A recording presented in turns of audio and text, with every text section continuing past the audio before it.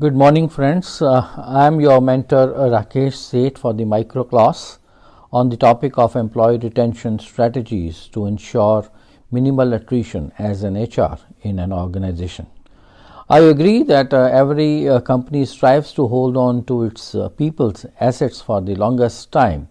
This improves productivity, maintains uninterrupted business flows, and reduces the cost of rehiring. That's why retention is a top priority for most organizations.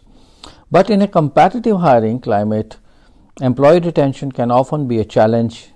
So, by applying the right tactics, the HR can hold on to the best performing talent and create a workforce that's loyal, engaged, and outcome focused. So, I agree on this point that every company wants to hold on to its best people, but yet people decides to leave the organizations maybe voluntarily or involuntarily. But the company, having invested time and resources hiring and training the employees, the manager wants to make sure that the person stays. Doing so requires understanding the forces driving employees to leave the organizations. Now, let's understand that what is the link between turnover rates and the organizational performance. Perhaps surprisingly, this issue is a matter of debate.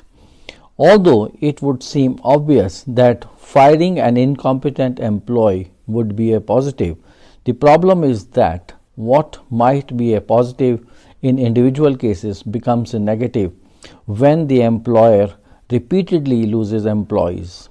One study concludes that all turnover, voluntary or involuntary, is associated with reduced organizational performance.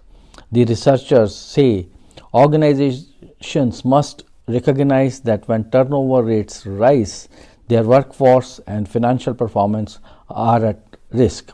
They should search for strategies to mitigate and eliminate turnover, recognizing that lower turnover is always better.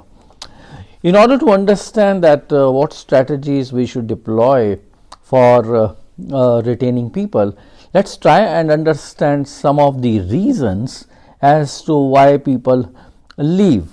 Some people leave because of they have not been promoted, there are no career development opportunities, the pay systems are not aligned to the individual aspirations, relationship supervisors are not okay, and work life balance is also a issue. Now, these are some of the reasons as to why employees decide to leave the organizations. Now, let's look at what comprehensive approach the organizations can deploy to retain its employees. After having identified the issues, they can certainly look at some of the factors that are responsible for the turnover of employees or the compensations. They should try and address the compensation factors. They should be very careful while selecting people, because it is said that retention starts up front with the selection and hiring of the right employees, and selections refers not just to the workers but also to choosing the right supervisors.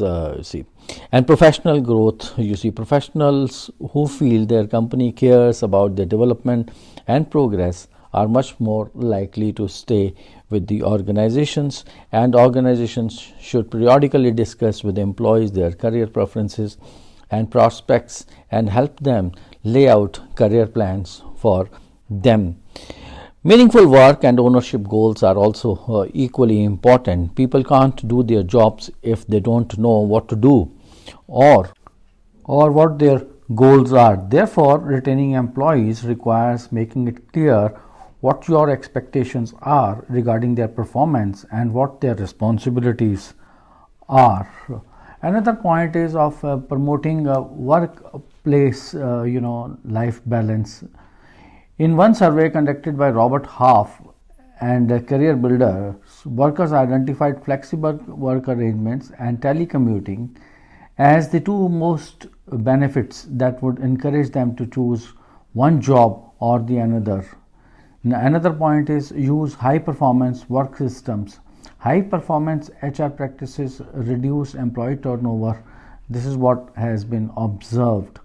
Then also use data analytics. Through the data analytics, you can also find out that the people who are likely to leave the organizations through their behaviors and through their conversations with their colleagues about their future plans.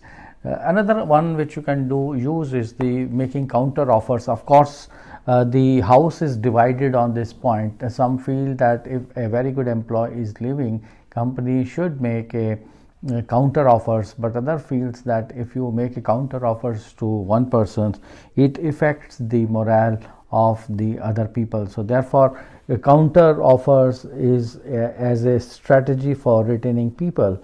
House is divided, but it all depends on how important that competencies or skills are from your organization's point of view. So you can make a point based on that. Now I would like to share with you my personal experience, which I experienced while working with a large conglomerate as CHRO.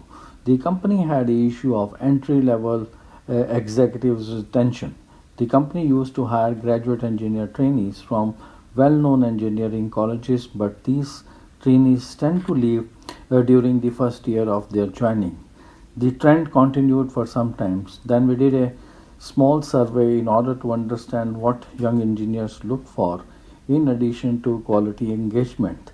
This helped us to understand that they want a clarity with regard to packages and the career paths. Then, based on that survey, we brought about the following changes in hiring of these young graduates, and we started giving them, along with their appointment letters, a very clear written down career path for the first 5 years of their joining in terms of their job title as to how their career will progress in the organizations. Second, we started giving them a written down salary progression during the first 5 years as to what will be salary at the time of their joining and how salary will move from first year, second year, third year, fourth year. Of course, depending on the performance, but this salary will definitely be paid to them if their performance is at the level of 70%. In addition, we started a retention bonus scheme for them that if these young engineer trainees complete their 5 year service with us, we will pay them lump sum amount of 5 lakhs of rupees. Now, after doing these interventions, this resulted in retention of young engineers up by almost 80%. So what it means that the guys who joined us at the beginning of the years, they stayed with us for 5 years, and 80% of the guys stayed with us. So that's the great learning from the strategies which one can adopt for retaining the key guys in the organization.